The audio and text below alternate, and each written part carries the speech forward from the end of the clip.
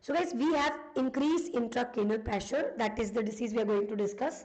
So the pressure inside the skull, so हमारे skull के अंदर blood vessels भी हैं, tissues भी हैं, CSF भी है, इन सब का इकट्ठा collectively जो ब्रेन पे प्रेशर पड़ रहा है, जो स्कल के अंदर प्रेशर क्रिएट हो रहा है, that is basically your intracranial pressure. Okay, and it is basically normally 5 to 15. So 5 to 15 mmHg is the normal intracranial pressure. So in case if it is increased more than 20 mmHg, then patient needs some kind of treatment because that is not good. So let's see how it takes place. So basically आप देख सकते हैं, let me show you. Normally, what is CPP? So it is a pressure that pushes the blood to the brain. So ये वो pressure है जो कि blood circulation brain तक पहुंचा रहा है. Okay, so for example blood pressure normally blood vessels में जो होता है, that is responsible for the circulation, so that it can reach to the vital organs, which is created by the left ventricle. So that is the pressure of the blood in the blood vessels, right? उसी प्रकार से brain के अंदर की जो blood vessels हैं वो भी प्रेशर क्रिएट करती हैं ताकि ब्रेन का जो सर्कुलेशन है वो मेंटेन किया जा सके, जिसे हम बोलते हैं CVF, your cerebral blood flow. Okay, so the cerebral blood flow is the flow to the cells of the brain. कौन मेंटेन कर रहा है? CPP मेंटेन कर रहा है. How? कैसे मेंटेन करता है? By maintaining 60 to 100 mmHg. Okay, so by maintaining 60 to 100 mmHg. So normally CPP falls low, that brain is not perfused and brain tissues die. तो CPP अगर कम है तो वो ये रिप्रेजेंट करता है कि ब्रेन का जो परफ्यूजन, जो ब्लड फ्लो है वो बहुत ही कम है और ब्रेन को प्रॉपर तरीके से परफ्यूजन नहीं मिल रहा है. So that's why the CPP is reduced. Now what are the reasons behind it? So guys, we have two reasons behind it. Number one is MAP and the number two is ICP. So normally if the BP is 90 by 42, so what will be the mean arterial pressure? The formula is diastolic into 2 plus systolic divided by 3. So diastolic into 2 means 42 into 2, diastolic into 2, that is 84. And what is systolic? It's 90. So plus them 84, that is your diastolic into 2 plus systolic divided by 3. You will get 174 by 3 is equal to 58. So 58 is the mean arterial pressure of this patient. Now what next? So what I will do, I will just minus the ICP. The ICP which is mentioned here is 19. Usually the ICP is 5 to 15, but here they mentioned ICP as 19. So when I will minus them, I will get 39. And what we know, 60 to 100, so the CVP is very low. So जैसे ही किसी का mean arterial pressure, किसी का BP कम है, decrease हो रहा है, तो भाई वो CPP को भी अफेक्ट करेगा. It will also lead to decrease the CPP, which is not good. It means कहीं ना कहीं जो हमारा ब्रेन है उसकी परफ्यूजन काफ़ी कम है, इसीलिए ICP नॉर्मल होना चाहिए. Mean arterial pressure is also very important, क्योंकि ब्रेन हमारा वाइटल ऑर्गन है. अगर हार्ट पंप नहीं करेगा तो हमारा मीन आर्टीरियल प्रेशर कम हो जाएगा, जिसकी वजह से जो परफ्यूजन है ब्रेन की वो क्या हो जाएगी? Decreased. So this is basically the CPP. Next, what all the conditions which will affect the ICP? So guys, for example, let me tell you, let me show you. So for example, if somebody like experienced trauma, somebody experienced tumor, edema, hemorrhage, anything which is basically altering the brain functions. So कोई भी trauma, किसी भी प्रकार का tumour जो pressure डाल रहा है ब्रेन में, किसी भी प्रकार की कुछ ऐसी चीज, या फिर अदर फैक्टर्स, फॉर एग्जांपल हाइपरकार्बिया यानी कि cerebral vasodilation which will increase the CO2 levels, endotracheal or orotracheal suctioning that will also you know वो भी क्या कर देगी, आपके जो ब्रेन की जो यहाँ वेसल्स उनको फुला देती है, you no.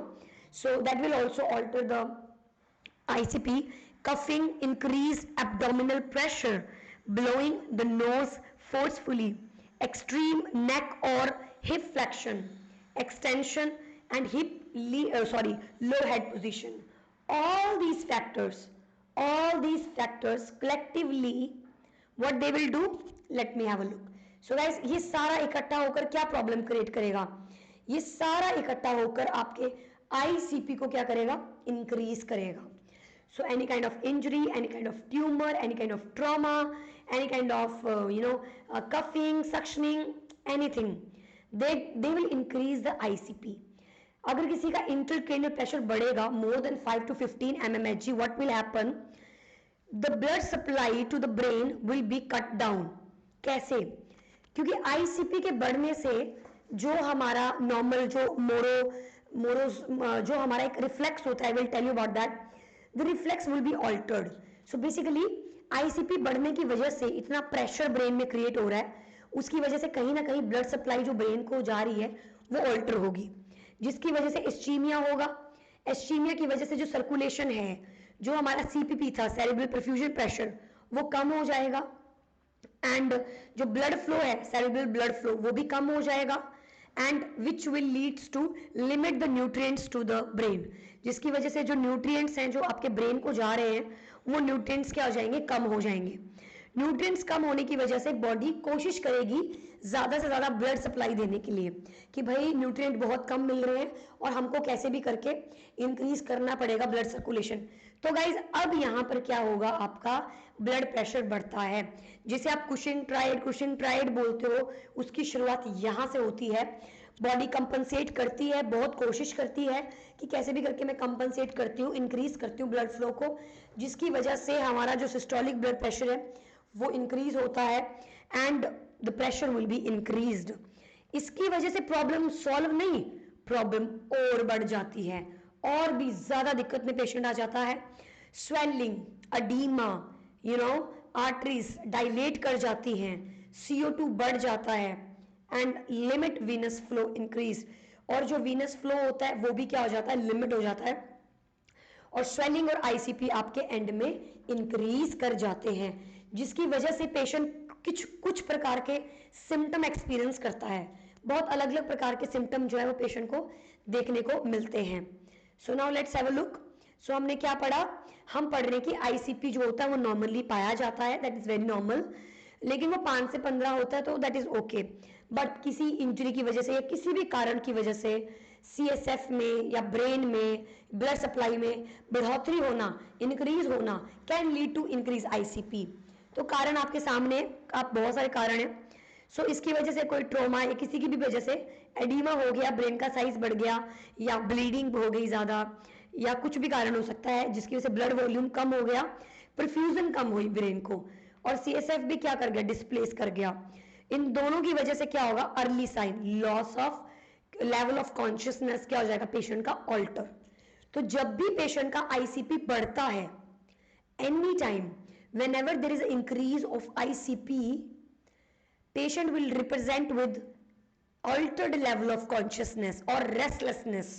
These are the early, not restlessness, sorry, not the restlessness, but altered level of consciousness. Okay, so these will be the earliest signs. Okay, and then after patient will, with the increase of ICP, the medulla oblongata will be altered, will be disturbed, and patient will do vomit, and that vomit will be projectile vomit, यानी कि बिल्कुल ऐसा उछल के जाएगी in case of children, and normal vomiting in case of adult. It can be projectile in both of the case, but majority of time it is normal vomit in adult cases, and in babies it will be projectile vomit. Okay, and because of increased ICP, the newborn will represent bulging fontanelle. Everybody knows that they will be resolved 18 month, if after 18 month the frontal, but in that case the bulging fontanelle will not be resolved.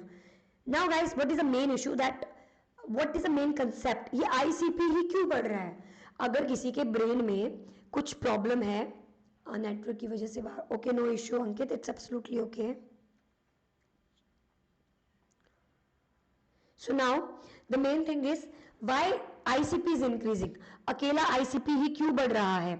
CSF कम हो रहा है, चल क्या रहा है ये? बोलने का मतलब क्या है कि अगर किसी को ट्रॉमा हो रहा है, इंजरी हो रही है, ट्यूमर है, सेरिब्रल अडीमा है,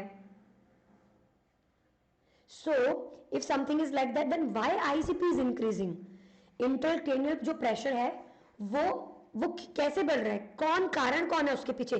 क्या तीनों चीजें कारण है या फिर किसी की वजह से भी रिजल्ट तो आईसीपी बढ़ना ही होगा? So guys the answer is result is ICP का बढ़ना. Whatever the issue with the brain, or maybe there is trauma, infection, bleeding, tumor, whatever there is issue, the result will be increased ICP. इसीलिए you very commonly very commonly seeing this symptom, this characteristic feature in all the nervous system disorders, even in meningitis, even in your stroke, so you will see this kind of symptom. Whenever there is a bleeding, whenever there is a tumor, whenever there is issues with the brain, you will see ICP is increased. Why? Because that is somehow it works. So let me show you. So guys, let me show you one more thing. Now, how ICP is affected by CSF? क्यों affect हो रहा है? ICP क्यों बढ़ रहा है? Why? Brain blood, brain tissues, इन सब की वजह से ICP ही क्यों बढ़ रहा है? So guys, there is one theory which is like body compensate theory. Okay? ये थ्योरी क्या बोलती है? इसका नाम है Monro kelvin hypothesis.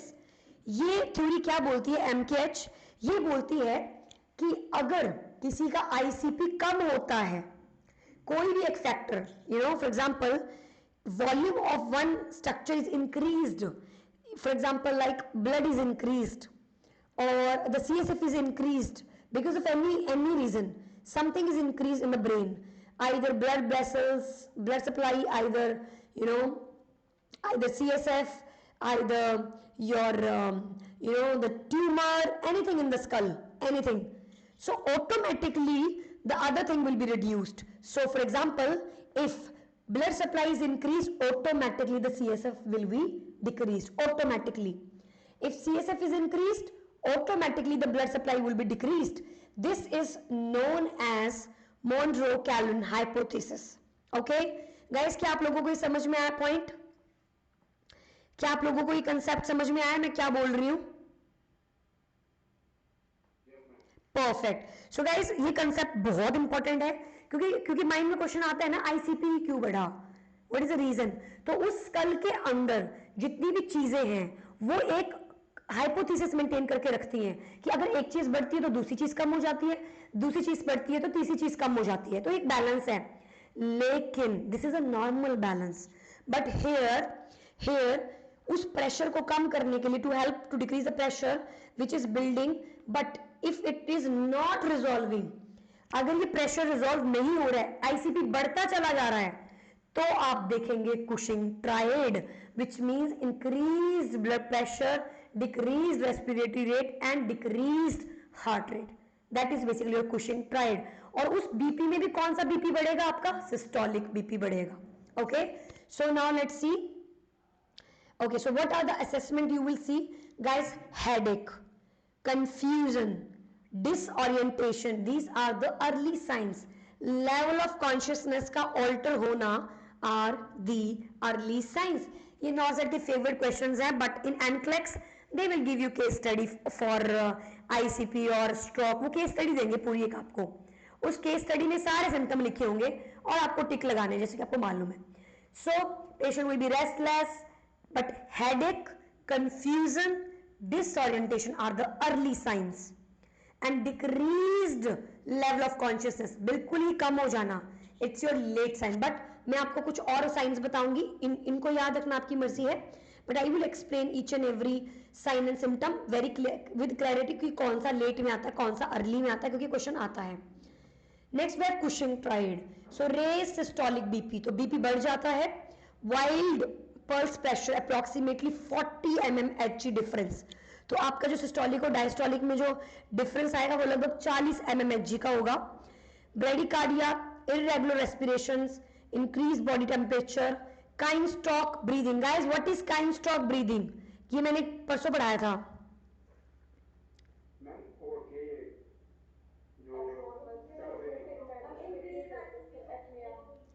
Very good. Hyper apnoea नहीं होता कुछ भी dear, it's apnoea. Yes exactly. Deep breath करेगा वो, रेगुलर रिदम उसकी चलेगी, और apnoea, then again same, and then again apnoea, then again apnoea. मैं इसको आपको 2 दिन पहले भी बता चुकी हूँ पूरा साइन एंड सिम्टम के साथ, तो please remember this things. Okay. Pupillary changes, इसका मैंने वीडियो भी बनाया है इंस्टा पे, और मैंने आपको उसको एक्सप्लेन भी किया हुआ है कि नॉर्मल प्यूपिल साइज नॉर्मल होते हैं.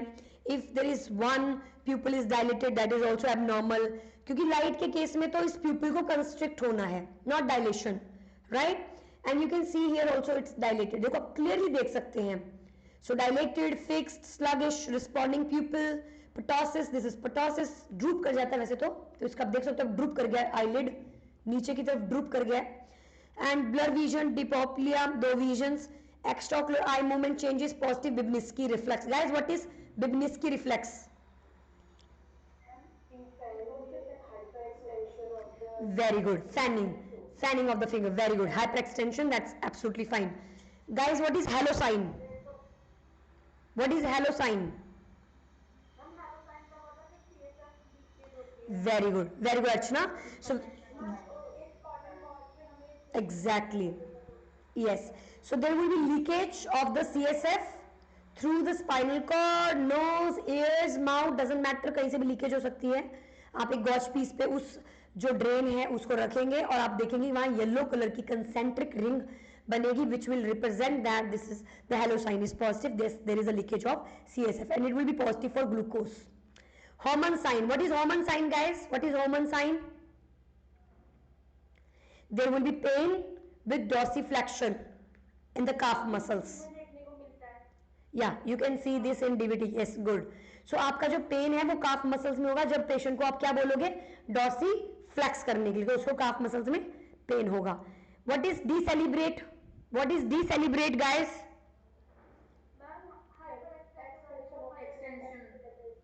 Very good, extension. क्योंकि डिसेलिब्रेट में बहुत सारे ई आते हैं तो ये क्या करता है? एक्सटेंशन.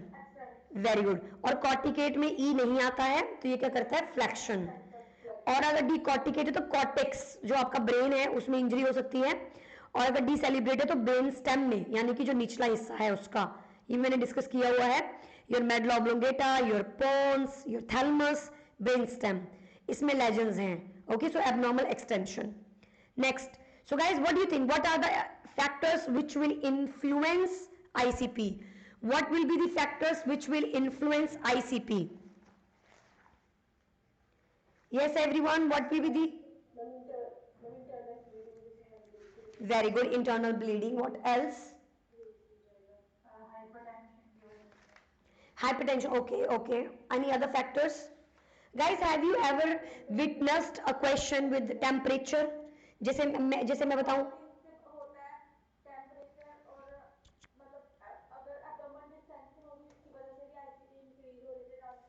yeah.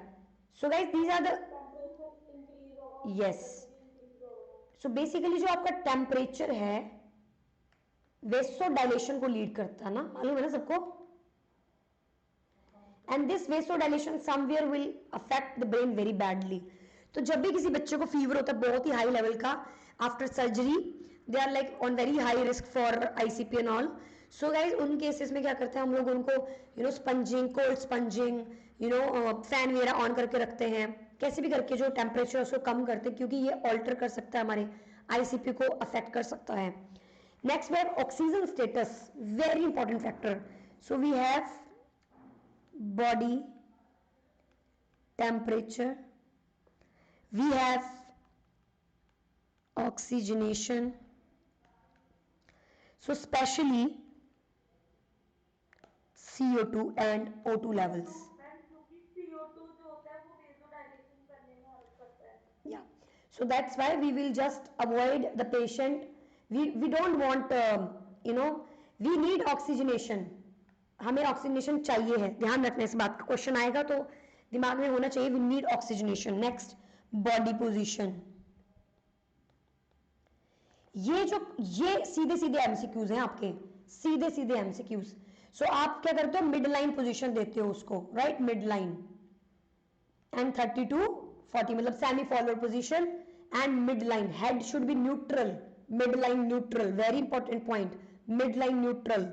नेक्स्ट आपका एनीथिंग, एनीथिंग जो अर्चना ने बोला भी, एनीथिंग विच इंक्रीज एब्डोमिनल और any thoracic pressure. Is that clear? Perfect. So now guys, next theory मैंने explain कर दी है. Let's see bit more about Cushing triad. So we have Cushing triad. We have 3 primarily. So usually क्या होता है आपका, yes, what Ankit?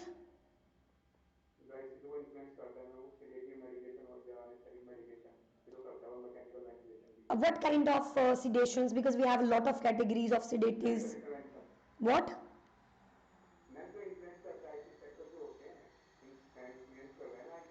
Example dear.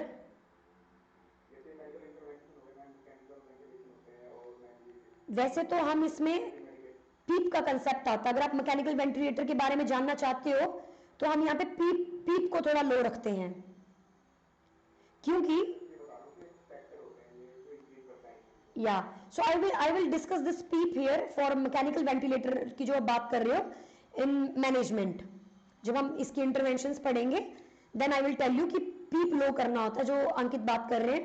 Mechanical ventilator के अंदर कुछ सेटिंग्स होते हैं हमारे, so it will come under your management portion, so I will explain over there. Okay Ankit? Alright, so guys next we have Cushing triads. So Cushing triad तो मैंने बताई थी आपको, but let me discuss one more time. So Cushing triad 3 primarily sign that often indicate the ICP increase, high systolic, pulse flow, low respiration। और आपको मालूम होगा कि इसका बिल्कुल उल्टा शॉक में होता है। नहीं मालूम है तो आपको ध्यान में रखना है, बीपी कम हो जाता है, पल्स रेस्पिरेटरी रेट बढ़ जाते हैं। So it should not be confused with Cushing syndrome। What is Cushing syndrome? Yes everyone?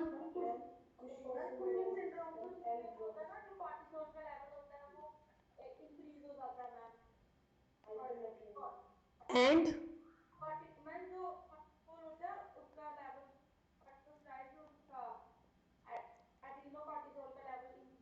क्या? Adreno cortisol, aldosterone, yes good. So aldosterone and cortisol का जो लेवल है वो इंक्रीज हो जाता है, that is known as Cushing syndrome।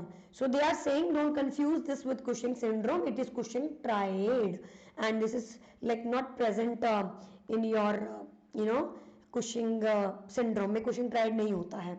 So we have discussed this thing, we have discussed this thing also now here। So what are the early signs? Mental status change, restless, तो ध्यान में रखना है, लेकिन priority हम यहाँ पे देते हैं किसी को कोई डीजी फील कर रहा है, राइट, या फिर वो ऑल्टर्ड लेवल ऑफ कॉन्शियसनेस लिख रहा है तो हम उसको प्रेफरेंस दे देते हैं, और रेस्टलेस भी उसमें ही आ जाता है। कुछ एमसीक्यू आप देखोगे उसमें सिर्फ रेस्टलेस लिखा है तो रेस्टलेस को टिक करेंगे हम सीधा सीधा, क्योंकि रेस्टलेस का मतलब है कि थोड़ा ऑल्टर हो रहा है, उसका लेवल ऑफ कॉन्शियसनेस ऑल्टर हो रही है। ओके, या एग्जैक्टली। सो काइन स्ट्रोक मैंने भी बताया, साइक्लिक आपकी hyperventilation with apnoea. Then nerves change हो जाते हैं, ऑप्टिक, ओक्लोमोटर, क्योंकि आईसीपी बढ़ रहा है, आंखों पे जोर पड़ता है। ओक्लोमोटर की जो नर्व है, जो कि तीसरे नंबर की नर्व होती है आपकी ओक्लोमोटर, सेकंड नंबर की ऑप्टिक नर्व, इन्हें लर्न कर लो प्लीज। तो ये जो नर्व्स होती हैं ऑल्टर हो जाती हैं और पेशेंट की पटोसिस, ड्रूपिंग, ये सब देखने को मिलता है। डबल विजन, एबनॉर्मल डॉल्स आई, तो डॉल्स आई जो है ये रिफ्लेक्स भी आपको देखने को मिलेगा। And flaccid, what is flaccid? Completely rigidity of the muscles, sorry, looseness of the muscles, okay, so lose हो जाएंगे पूरे मसल्स। डिकॉर्टिकेट, डिसेलिब्रेट भी आपका अर्ली में ही आता है। लेट की बात करें तो guys very very very important, Cushing triad is the late sign, very important.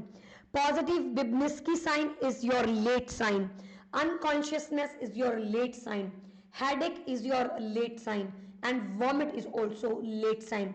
In children, in neonates, it will be projectile vomit. Yes. नहीं, रेस्टलेस। बेबीज के केस में वॉमिट बोल सकते हो, but normally restless. Okay, and they will not mention like कि बच्चा है और उसका पहला साइन बताओ. It will be restless. This is the earliest sign in any one. Okay, in case of vomit, the vomit will be different as compared to adult. It will be projectile. It will be projectile. Okay, and this will be a late sign. And let me tell you one more thing about this point. It's very important. कोई भी बच्चा road side accident हो गया, scenario में आपको mention है road side accident, या फिर मेंशन है वहां पर बेबी इज लाइक छत से नीचे गिर गया या फिर फॉल कर गया. The first question in those cases, in case of injury, in case of fall, in case of trauma, in case of roadside accident, the first question you will ask कि बच्चे को वॉमिट हुआ कि नहीं हुआ. First question you will ask, बच्चे को vomit हुआ कि नहीं हुआ. ये क्वेश्चन आ चुका है ऑलरेडी और ये आता भी बहुत कॉमनली है, क्योंकि अगर बच्चे को वॉमिट हुई है इट्स मीन उसका मेडुला ओब्लोंगेटा अफेक्ट हो गया है. It's a very important question. So कभी भी देखो कि बच्चा ऊपर से छत से नीचे गिर गया और उसके बाद वो घूम रहा है कहीं पे, तो वॉमिट तो नहीं किया उसने, किया तो मतलब कि भाई दिक्कत वाली बात है. Let me tell you one example for it. हमारे मेरे जूनियर था +2 के टाइम पे, एंड उसका घर ना थोड़ा ही दूर था, ट्यूशन से पास में ही था. बाइक लेके वो आता था एंड यू नो आफ्टर वो बाइक से उसका एक्सीडेंट हो गया और उसके बाद वो बस घर पहुंचा है विद इन 15-20 मिनट में ही वो घर पे बैठे बैठे बस वो एक्सपायर कर गया. You know it's like completely ऐसा कोई डायग्नोस नहीं, कुछ भी नहीं. तो ऐसे केसेस में जब भी रोड साइड एक्सीडेंट होते हैं तो भाई मेडुला ऑब्लोंगेटा का डैमेज होना इट्स लाइक वेरी कॉमन. और दूसरा जो हमारे पास कारण होता है दैट इज फैट एम्बोलिज्म, यानी कोई गिर गया, फीमर टूट गई, हो सकता है फीमर टूट गई एंड उस वहां से एक फैट एम्बोलिज्म, क्योंकि फीमर में बोन मैरो दोनों होते हैं, red and yellow bone marrow. So जो फैट है वहां से निकल गया, वो एम्बोलिज्म बन गया और 24 आवर्स के अंदर अंदर जो रोड साइड जो डेथ होती है अडल्ट्स के केसेस में, guys that is because of your fat embolism. ये भी क्वेश्चन आता है. So we have 2 questions here, road side accident, fall, injury. Baby vomit करा कि नहीं करा? नहीं करा, गुड, परफेक्ट. 24 आवर में डेथ हो गया, उसका डेथ हो गया 24 आवर में. What is the reason behind it? The reason will be for the road side accident will be your fat embolism. ये 2 पॉइंट्स है जो कि बहुत कॉमनली यू नो सबको मालूम होते जो भी हॉस्पिटल में काम करते हैं, because these are like very common causes and these are very commonly asked MCQs. ये दोनों ही पूछते हैं वो लोग, एक वॉमिट का और एक फैट एम्बोलिज्म का. Now guys, how we can prevent increasing ICP. कैसे हम प्रिवेंट कर सकते हैं बढ़ा हुआ आईसीपी, क्योंकि ज्यादा आईसीपी तो कॉम्प्लिकेशन लेकर आ रहा है बॉडी के अंदर. तो क्या करें हम, कैसे मेजर करें आईसीपी को? So guys what we can do, we can just position the patient one head of the bed 30 to 35 degree headline, थोड़ा सा ऊपर, ज्यादा भी नहीं, हल्का सा ऊपर. नो फ्लेक्शन ऑफ नेक और हिप्स, क्योंकि इससे क्या बनेगा, प्रेशर क्रिएट होगा, वीनस रिटर्न बढ़ेगा. So we also don't want that. Number 2, monitor ABG because you know that CO2 will be increased and O2 will be decreased. Hypercapnia होगा patient को, तो just go and measure for that. O2 suction not more than 15 seconds because it will also alter, it will increase the pressure in the blood vessels of the brain.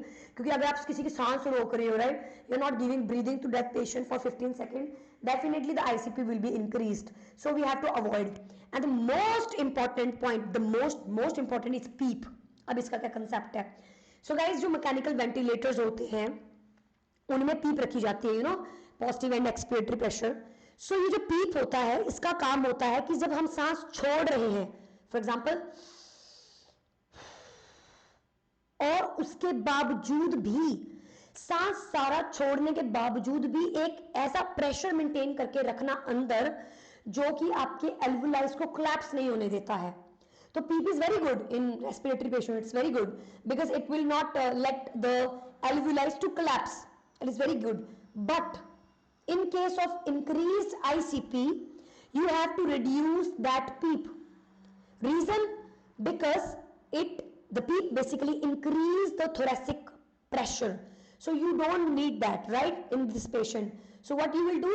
You will try your best to decrease the PEEP, to decrease the thoracic pressure. So आप हर वो कोशिश करेंगे जिससे उसका thoracic pressure, abdominal pressure कम किया जा सके. So what you will do for that about your mechanical ventilator, you will decrease the PEEP. The PEEP will be low. Otherwise उसका ICP burst भी कर सकता है, बढ़ भी सकता है. Next, elevate temperature को क्या करना है हमने? कम करके रखना है. By doing whatever you want to do, you can do that. Next, हम और क्या कर सकते हैं? Guys, ventriculostomy ये basically okay. So ये basically क्या होता है? एक ट्यूब डालते हैं हम ब्रेन के अंदर. I have seen that in like only in one patient in my whole experience, क्योंकि हमारा न्यूरो का वार्ड नहीं है, ना ही न्यूरो का आईसीयू है, हमारा कार्डियो का आईसीयू था. एंड कार्डियो के आईसीयू में क्या होता है, कार्डिक पेशेंट्स होते हैं, बट किसी की ऑलरेडी स्ट्रोक है, किसी को ऑलरेडी, और वो स्ट्रोक का कारण कार्डिक का इशू था. So now the patient is already underwent through a stroke surgery, but still he has some cardiac issues, he has AF and all, he has mitral valve issues, stenosis. तो patient अब जो है वो neuro से अपनी surgery कराकर cardio में आ गया. एंड ज्यादातर ऐसे लोग क्या होते हैं हमारे लाइक आईसीयू में ओटी के अंदर, न्यूरो वाला भी वहीं पे ही होता है और कार्डियो वाला भी वहीं पे होता है, वो लोग इकट्ठी सर्जरी करते हैं, सुपरविजन रखते हैं. तो कई बार वहां पर कैथेटर डालकर पेशेंट आता है, मैंने बहुत बार देखा है.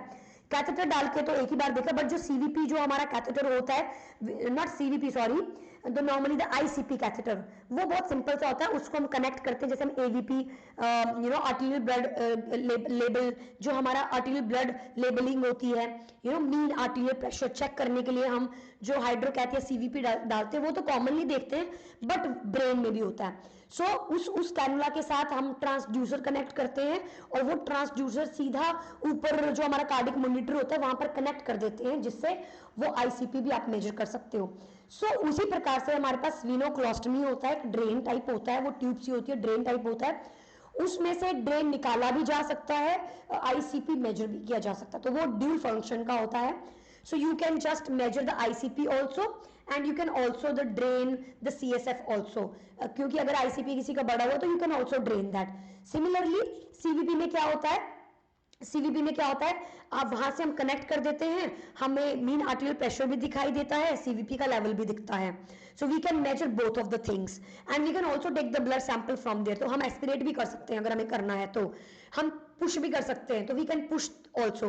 तो ये कुछ एडवांस लेवल के टेक्नोलॉजी इंस्ट्रूमेंट्स हैं जो कि आईसीयूज में यूज किए जाते हैं, वो भी स्पेशलिटी आईसीयूज के अंदर ये लोग यूज करते हैं. So we have like catheters जिनमें ड्यूल फंक्शंस होते हैं, जो कि हाइड्रोकैथ भी मेजर कर सकते हैं, मतलब सीवीपी भी मेजर कर सकते हैं, आईसीपी भी मेजर कर सकते हैं. तो इस प्रकार के अलग अलग कैथेटर्स होते हैं. तो वेंट्रिकोक्लोस्टमी की जाती है, कैथेटर इंसर्ट किया जाता है in the area of the lateral ventricles. आप सबको पता होगा, we have right and left lateral ventricles, then after we have third ventricle, then after we have fourth ventricle, and then after the CSF will flow into the it will flow into your subarachnoid space, right? So external ventilator में drain करते हैं और फिर वो subarachnoid से move करता है. तो इस प्रकार से होता है. So more than 20 mmHg it's not good. You have to inform to the physician, you have to inform to the MD. Patient का अगर आईसीपी बढ़ता है, are not candidates for lumbar puncture. आप कभी भी, जिन भी लोगों का आईसीपी बढ़ा हुआ होता है उनका कभी भी लंबर पंचर नहीं करते हैं, because it can cause brain herniation. Now let's see some medical surgical points. Maintain the patent airway, provide mechanical ventilation as indicated, but please make sure you just decrease the PEEP. It's very important factor, very important factor. Now hyperventilate the client on the mechanical ventilator to keep the PCO2 between this, and this reduces the cerebral blood flow. Administer oxygen to maintain the saturation, 9 to 2 verb. यहाँ पर हम लोग hypertonic sodium lactate use करते हैं, and the reason behind it is just to shrink the cells, just to shrink the fluid, okay, from the brain to the kidneys. So other और क्या use कर सकते हैं, mannitol, same hypertonic glucose solution होता है ये, जो कि बहुत ही ज्यादा हाइपरटोनिक होता है और ये बिल्कुल सेल्स को श्रिंक कर देता है, लेकिन इसका असर किडनी पे पड़ सकता है क्योंकि ये सब कुछ बाहर कर देगा. Sodium, potassium chloride, everything will be out. So you have to maintain the ABGs and you have to maintain the sodium and potassium level of the patient simultaneously. You have also need to give the corticosteroids okay, sorry, corticosteroid, yeah, to decrease the inflammation, because inflammation also leads to swelling and all. If somebody is experiencing some other issues, some infection in the brain, and because of that, the tissues are swelled now, and because of that the ICP is increased. So just to maintain that stuff, you can also prescribe, you can also give a corticosteroid after the physician prescription, and you can also give anticonvulsants and antipyretics just to reduce the seizure, seizure की जो prevalence है वो कम करने के लिए, और fever को कम करने के लिए आप इन ड्रग्स को इस्तेमाल कर सकते हो. Now guys, what else we can do? We can also elevate the head. मैं already बता दिया आपको 30 डिग्री करना होता है to reduce the ICP, to promote the venous drain, okay, and avoid extreme flexion. तो I think आपके mind में क्लियर पिक्चर बन चुकी होगी ICP इंक्रीज को लेके कि एब्डोमिनल प्रेशर नहीं चाहिए, थोरेसिक प्रेशर नहीं चाहिए है, खांसी, रोना, स्ट्रेस, ये सब चीज़ें नहीं चाहिए हैं, हाइपरटोनिक फ्लूइड चाहिए है, and we have to maintain. तो ये सब चीज़ें आपके माइंड में आ चुकी होंगी. पोजीशन न्यूट्रल मेंटेन करनी है, वो भी mid line neutral, 30 degree position of the patient. We have to maintain very calm and quiet environment, because we don't want the patient to get cry, because while crying it can alter the ICP. We can also maintain the PEEP low. We can also, what we can do, we can also give the enemas, and we will also give them fluids, but little bit, क्योंकि patient को infection है, तो कहीं ना कहीं body ज़्यादा fluids नहीं देने, मतलब हाइड्रेशन मेंटेन करना नॉर्मली, जस्ट टू, क्योंकि आप टेम्परेचर में बॉडी तो कहीं ना कहीं बहुत ज़्यादा स्वेटिंग एक्सेट्रा चीज़ें हो सकती हैं, तो just maintain that thing. Avoid stress, safety, seizure precautions, and spine stability. Unless the x-ray is clear, you will make that patient बिल्कुल सीधा, उसको हिलाना नहीं है ज़्यादा, क्योंकि ऑल्टर कर सकता है, उसका स्पाइन इंजरी हो सकती है. So guys, now let me tell you few more points. So let me explain. क्या आप लोगों को इतने पॉइंट्स क्लियर हो गए हैं क्या गाइस? यस एवरीवन, क्या आप लोगों को जीसीएस मालूम है? Okay, so let me ask the question. GCS, okay, जिससे पूछूंगी वही आंसर देगा. Okay, so you are the nurse, you enter into the room, patient sleeping. You entered the room, you saw patient not open the eyes, you call him, he didn't open the eyes, you gave him trapezium squeeze muscles, he opened the eyes, and when you ask him, hi, my name is Vishali, how are you, patient mentioned incompressible sounds, unable to understand.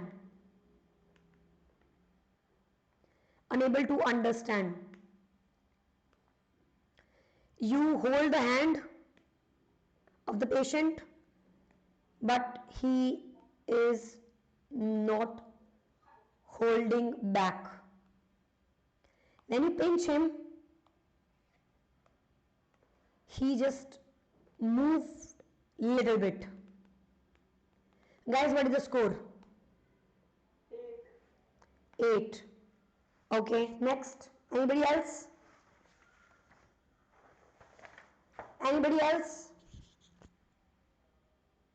Yes, Dilpreet.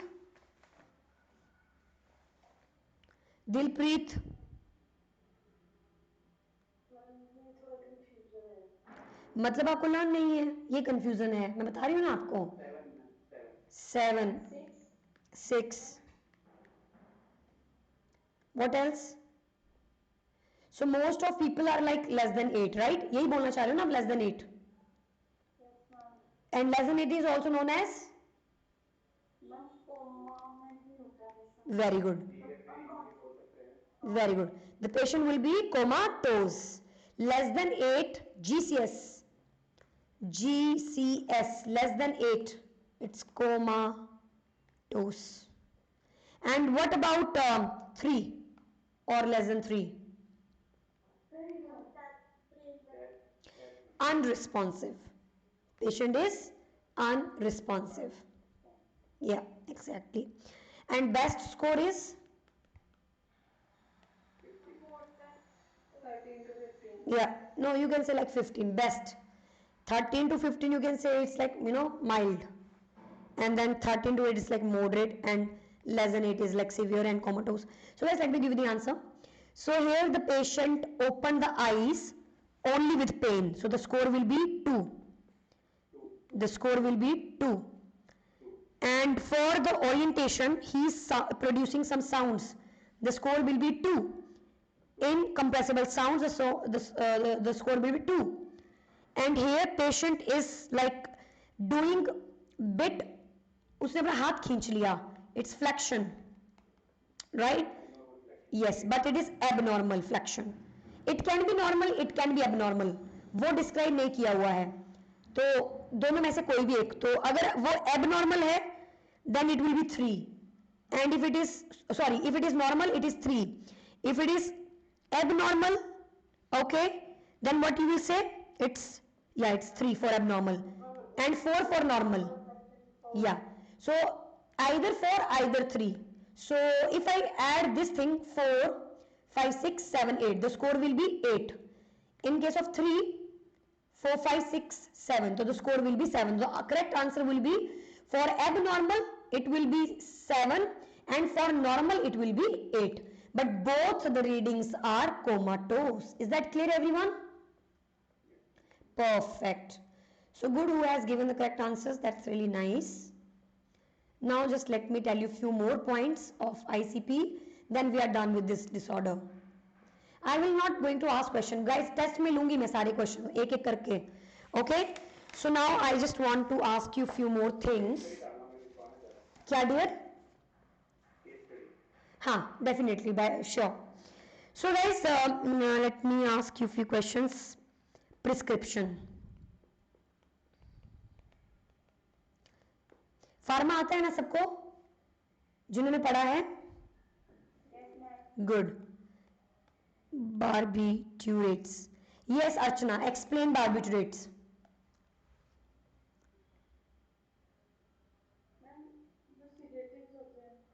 Oh my god, okay, that's perfect, that's good. Next.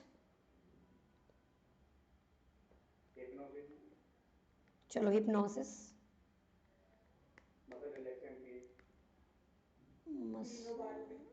Muscle relaxants.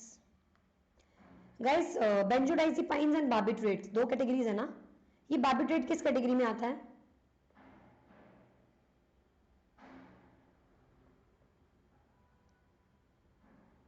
Okay, short acting, वो तो दोनों है, मतलब से वो तो इसमें ही difference है ना इन दोनों में ना, शॉर्ट एक्टिंग लॉन्ग एक्टिंग दो, इसमें थोड़ी ना. Okay, tell me one more thing. How the okay, leave it. Please go back to pharma and then.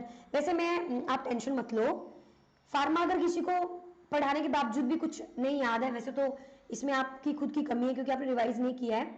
In case किसी को ऐसा लगता कि नहीं यार मुझे एक बार दोबारा पढ़नी, डोंट वरी, हम जैसे ही अपना मेडिकल सर्जिकल कंप्लीट करेंगे then again we will come back with pharma. Okay, तो आप टेंशन मत लो, मैं दोबारा कराऊंगी, सारा A to Z दोबारा से होगा. लेकिन अगर आपने पढ़ रखा है ऑलरेडी, आपके पास टाइम है, तो आप फार्मा के लेक्चर्स में जाके पढ़ सकते हो, सब कुछ मैंने मेंशन किया हुआ है बहुत अच्छे से, तो आपको और डीप क्लैरिटी मिलेगी. पर मैं दोबारा एक लेक्चर में नहीं बोल पाऊंगी, वरना मेरा लेक्चर कंप्लीट नहीं हो पाएगा कभी भी. तो इसीलिए you can go back and just pick up the barbiturate वाला क्लास. बता देती हूँ मैं, ऑपियोइड्स के बाद आता है सेडेटिव और हिप्नोटिक्स, उसमें आपको ये क्लास मिल जाएगा. फिर जो हमारे बेंजोडाइजेपाइंस होती हैं वो हमारी शॉर्ट में आती है, और बार्बिट्रेट्स हमारे अलग क्लासिफिकेशन में डिफरेंट पार्ट्स में आ जाते हैं. Hypnotics long term and sedatives short term. तो इस प्रकार से आप इन्हें देख सकते हैं. एंड देन आफ्टर, मैंने जो इसका मोड ऑफ फंक्शन बताया था वो आपको याद होना जरूरी है. जैसे गाबा पे काम कर रहा था, तो कैसे काम कर रहा था वो आप वहां जाके देख लेना. सो बेसिकली हमारे जो ब्रेन का मेटाबॉलिज्म है उसको क्या कर रहा है, डिक्रीज कर रहा है. ये पॉइंट आपको ध्यान में रखना है. So your prescription will be barbiturates and it will decrease the brain metabolism and it will also decrease the BP. तो जिसकी वजह से जब मेटाबॉलिज्म कम होगा तो BP भी कहीं ना कहीं हल्का कम होगा, और जिसकी वजह से आपका ICP भी क्या हो जाएगा, कम. So that is a fact, that is something patient को फायदे में करेगी चीज. तो बार्बिट्रेट्स का जिक्र मैंने क्यों किया, क्योंकि ये क्वेश्चन आ चुका है, रैशनल पूछा उन्होंने कि क्या होगा इससे. The answer is decrease the brain metabolism. That's it. So now guys, just give me a second.